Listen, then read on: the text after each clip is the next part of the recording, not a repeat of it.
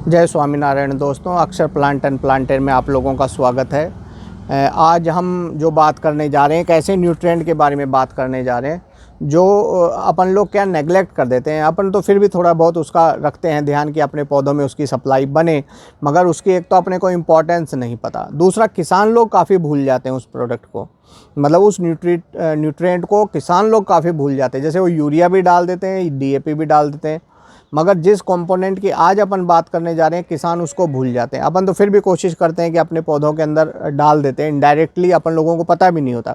तो वो जो इम्पोर्टेंट कंपोनेंट है दोस्तों, उसको बोलते हैं पोटाश। आप लोगों के काफ़ी बार मैसेज भी आते हैं मेरे को कि सर बताइए सर पोटाश के बारे में, जैविक पोटाश क्या है इसके बारे में बताइए, इसके क्या फ़ायदे हैं और कहाँ अवेलेबल होगा। काफ़ी सारी आप लोगों की क्वेरीज़ रहती हैं कि सर पोटाश के बारे में काफ़ी लोगों को जो है उसके बारे में जानकारी नहीं है। तो दोस्तों पहले मैं एक एक करके अपन जो डिस्कस करेंगे आज, सबसे पहले तो अपन डिस्कस करेंगे कि सोर्सेज क्या हैं पोटाश के, किस किस कंपोनेंट को अपन लेते हैं तो जिसके अंदर पोटाश अवेलेबल होता है। दूसरा, उसके क्या फ़ायदे हैं, और तीसरा, उसकी कमी से क्या नुकसान हो सकता है। तो एक एक करके आज हम बात करेंगे अपने पोटाश के बारे में। तो पोटाश के दोस्तों काफ़ी सारे सोर्सेज हैं, दो तरीके के। आप लोगों को पता है एक मोटा मोटा बाइफर्केशन होता है खाद का, केमिकल हो गया, ऑर्गेनिक हो गया। तो सबसे पहले जैसे मैं आपको केमिकल के बता देता हूं, क्योंकि मैं सिर्फ उनके नाम ही बताऊंगा, और ऑर्गेनिक का जो है थोड़ा मैं आपको डिटेल में बताऊंगा उसके बेनिफिट क्या होते हैं। तो जैसे केमिकल में दोस्तों सबसे जो कॉमनेस्ट जो पोटाश का सोर्स है वो है एमओपी। एमओपी जो मार्केट में मिलता है वो ऐसा दिखता है, आपको मैं बताऊं, जैसे नमक और जो मिर्ची का जो पाउडर आप शरीर में आप मिक्स कर दो तो वो उसका मिक्सचर सा दिखाई दे। मेरे पास है, मैं उसको काम में लेता नहीं, क्योंकि एक दो बार उसकी क्वांटिटी मेरी ज़्यादा हो गई थी तो मेरे प्लांट बर्न हो गए थे एक्चुअली। और दूसरा, एक मार्केट में आता है एसओपी भी आता है, सल्फेटेड पोटाश। एक होता है नाइट्रेट ऑफ पोटाश, जिसमें नाइट्रोजन भी होती है और पोटाश भी होती है।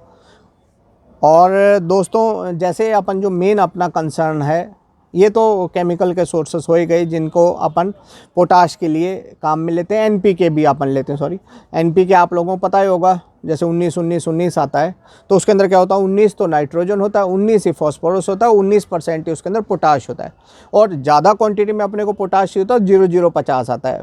तो 0050 के अंदर क्या 50% पोटाश होता है और बाकी नाइट्रोजन भी नहीं होता और फॉस्फोरस भी नहीं होता। तो ये जो है कुछ केमिकल कंपोजिशंस ऐसी आती हैं जो अपन पोटाश के सोर्स के रूप में काम में लेते हैं। अगला जो आ गए हम ऑर्गेनिक, जो अपना मेन कंसर्न है जिसके ऊपर अपन बात करते हैं मेनली, या जिसके बेनिफिट्स को जो अपन बहुत ज़्यादा मैं मतलब वो करता हूँ कि ये अपन काम में लें तो अपने पौधों के लिए काफ़ी बेनिफिशियल रहेगा। ऑर्गेनिक के अपने फ़ायदे होते हैं, सबसे पहले तो उसकी ओवरडोजिंग नहीं होती ऑर्गेनिक की। दूसरा, अपने पौधे जो हैं उससे नुकसान नहीं होता। तीसरा, वो धीरे धीरे घुलता है और धीरे धीरे पौधों का अवेलेबल रहता है, तो अपने पौधे के ऊपर जो है कोई भी साइड इफ़ेक्ट नहीं आता तो बेनिफिट ही है उसका। तो पोटाश के अपन सोर्स की बात करें ऑर्गेनिक में, तो सबसे पहले जो है दोस्तों ऑर्गेनिक पोटाश ग्रेनुलर आता है। जैसे ये मैंने रखा हुआ है इधर पॉलीथीन में, ये देखिए, जैसे आप लोगों को दिखा भी दूँ मैं, ये है ऑर्गेनिक पोटाश ग्रेनुलर फॉर्म में है, दानेदार है, ऑर्गेनिक है। और दूसरा आता है जैसे ये लिक्विड फॉर्म में है, मेरे पास लिक्विड भी है।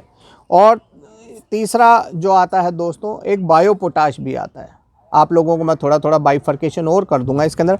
और तीसरा, जैसे अपन वुड ऐश आती है, जैसे कोयले की राख हो गई, लकड़ी जलाने के बाद जो राख होती है उसमें भी पोटाश काफ़ी मात्रा में होता है।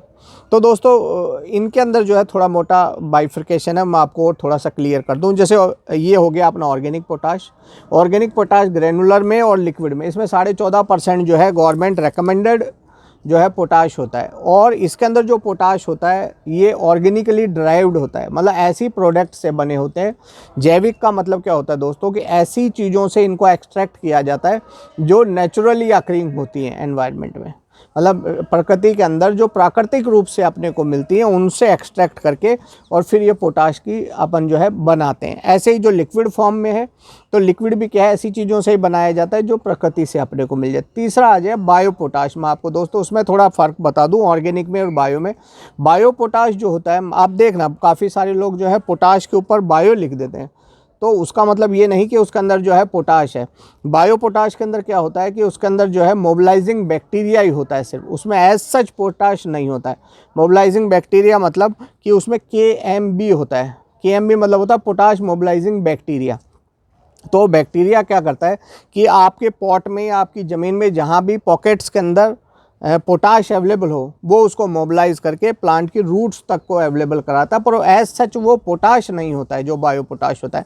और जो ऑर्गेनिक पोटाश होता है इसके अंदर पोटाश होता है 14.5% और केमिकल में इसकी कंसंट्रेशन ज़्यादा पाई जाती है। मगर ऑर्गेनिक में क्या होता है कि ये स्लो रिलीज़ है, आपने पौधे में दिया, धीरे धीरे घुलेगा, धीरे धीरे डिकम्पोज होएगा और उस फॉर्म में कन्वर्ट हो जाएगा जिस फॉर्म में प्लांट को चाहिए होता है। तो ये तो बेसिक अपन ने आज ये अभी पोटाश की जो है अवेलेबिलिटी अपन कहाँ कहाँ से ले सकते हैं, कौन कौन से चीज़ों से अपने को जो है पोटाश अवेलेबल हो जाता है उसके बारे में। अब हम बात करें इसके फ़ायदे की दोस्तों, तो सबसे जो अहम फ़ायदा होता है इसका फ्लावरिंग के टाइम पे फ़ायदा होता है। फ्लावरिंग के अंदर जैसे फ्लावर की क्वांटिटी बढ़ाएगा, फ्लावर में जो कलर आता है कलर बढ़ाएगा। अगर कोई फ्रूट बियरिंग प्लांट होता है, जैसे समझ लीजिए अडेनियम के अलावा कोई फ्रूट बियरिंग प्लांट है, तो फ्रूट को जूसी बनाता है, फ्रूट का वजन बढ़ाता है, फ्रूट का जो टेस्ट है उसको एनहांस करता है, फ्रूट के ऊपर शाइन लाता है, फ्रूट की स्टोरेज कैपेसिटी बढ़ाता है। इतने सारे फ़ायदे होते हैं पोटाश डालने की प्लांट के अंदर।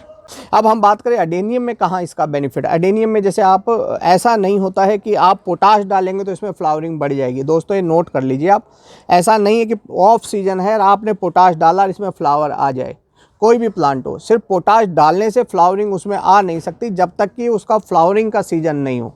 अपन यूँ समझे डोरमेंसी में अपन ने पोटाश डाला और इसमें फ्लावरिंग आ जाएगी, ऐसा नहीं है। पर जिसमें अगर ये फ्लावरिंग सीजन है उसमें फ्लावर का साइज़ छोटा है, फ्लावर डिसकलर्ड है, फ्लावर जो है प्रॉपर अपना शेप नहीं ले पा रहे हैं, प्रॉपर जो उसका साइज़ आना चाहिए वो नहीं आ रहा, फ्लावर छोटे रह जा रहे हैं, तो उन केसेस में आप अगर पोटाश ऐड करते हैं तो ये फ्लावर्स की संख्या बढ़ाएगा, फ्लावर्स का कलर अच्छा आएगा और फ्लावर का शेप अच्छा आएगा, फ्लावर का साइज़ भी बढ़ाएगा और क्वांटिटी जो है फ्लावर्स की उसको भी बढ़ाएगा। और उसके बाद में जो अपने को बेनिफिट अपने को मैं बताऊं दोस्तों अडेनियम में, कि समझ लीजिए इसका सीड पोड बन गया तो सीड पोड की ग्रोथ को ये फास्ट करेगा। उसके अलावा उसके अंदर जो सीड्स बनते हैं सीड पोड के अंदर उसकी जो क्वालिटी है, सीड अच्छे मोटे होंगे, सीड के अंदर जो है बाद में आप जर्मिनेट करेंगे तो उसकी जर्मिनेशन की रेट अच्छी आएगी और सीड की जो है क्वालिटी हेल्दी सीड अपने को अवेलेबल होंगे। और दूसरा अगर सीड पोड बहुत स्लोली ग्रो कर रहा है तो भी अपन पोटाश डालते हैं तो सीड पोड की स्पीड फास्ट हो जाती है, सीड पोड की साइज़ भी मोटा होता है। सीड पोड अगर बहुत छोटे छोटे पतले पतले और ग्रो नहीं कर रहे, पोटाश डालेंगे तो सीड पोड का साइज़ इंक्रीज़ होएगा, उसमें जो सीड्स आएंगे उसकी क्वालिटी अच्छी होगी। तो इस तरीके से जो है अडेनियम में पोटाश की बहुत सारी अहमियत होती है दोस्तों। पोटाश अपने आप में एक बहुत इंपॉर्टेंट कंपोनेंट होते हुए भी लोगों क्या है नेग्लेक्टेड रहता है ये, क्योंकि इसकी क्या है कि इंपॉर्टेंस समझते नहीं है लोग। मगर जहाँ फ्लावरिंग प्लांट्स की बात करें और जहाँ फ्रूटनिंग प्लांट्स की बात करें उसमें बहुत जो है इम्पॉर्टेंट एक जो है इसका जो है अडेनियम की एक इम्पॉर्टेंस स्पेसिफिक इम्पॉर्टेंस है कि आप अगर पोटाश डालेंगे तो प्लांट के लिए उतना ही ज़्यादा बेनिफिशियल रहेगा दोस्तों। अब हम बात करें जैविक वाले के डोज़ की जो ऑर्गेनिक में अपने पास है, इसकी डोज़ की बात करें तो अपने जैसे फ्लावरिंग सीजन में 1 महीने में एक बार आप 1 चम्मच डाल देंगे तो वो सफिशिएंट रहती है। दूसरा आप डालें तो अच्छी तरह गुड़ाई करके और रूट्स तक इसको पहुँचाना बहुत ज़रूरी होता है।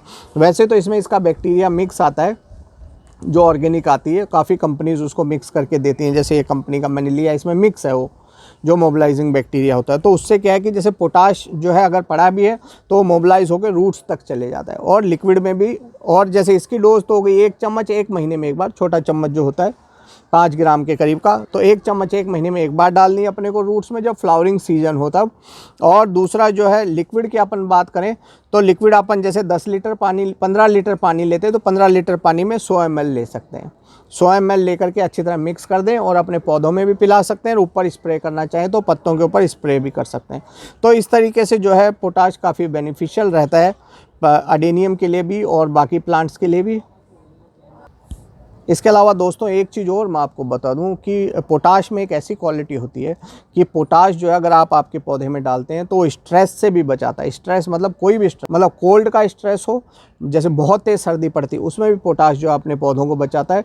दूसरा बहुत ज़्यादा अगर गर्मी पड़ती है गर्मी में भी बचाता है और सर्दी में भी, दोनों अगर एक्सट्रीम होती हैं तो पोटाश क्या करता है कि प्लांट के अंदर स्ट्रेस टॉलरेंस की जो कैपेसिटी है उसको बढ़ाता है। तो दोस्तों आज का वीडियो इतना ही। उम्मीद करता हूँ वीडियो आप लोगों को पसंद आएगा। अक्षर प्लांट एंड प्लांटर आपका अपना चैनल है, ज़्यादा से ज़्यादा वीडियो को शेयर करें, लाइक करें। आपने चैनल सब्सक्राइब नहीं किया तो चैनल सब्सक्राइब करें। वीडियो देखने का बहुत बहुत धन्यवाद। नमस्कार।